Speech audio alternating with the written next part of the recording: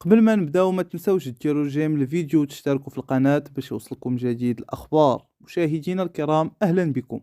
أفادت مصادر إخبارية بتوضيحات من المندوبية الإقليمية لوزارة الصحة والحماية الاجتماعية بتزنيت حول واقعة إصابة أطفال بالإقليم بداء اللشمانية، وهي عدوى طفيلية تنتقل بواسطة لدغات ذباب الرمل، وينشط هذا النوع من الذباب في ساعات المساء والليل، أي من غروب الشمس إلى الفجر.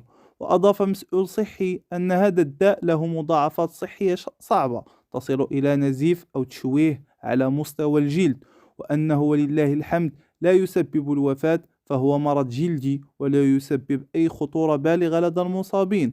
وتعليقا على الموضوع قال مصدر مسؤول إن عدد المصابين بلغ 6 حالات، واحدة تتعلق بتلميذ بالتعليم الأولي بجماعة الركادة، و5 حالات لتلاميذ بجماعة أمل، وجميعها بإقليم تيزنيت.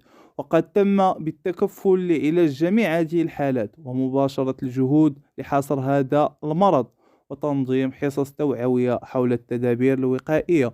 وفي الأخير، الله يحفظ بلادنا من كل سوء وبلاء، الله يحفظ وليداتنا، وإلى جديد آخر، أستودعكم الله.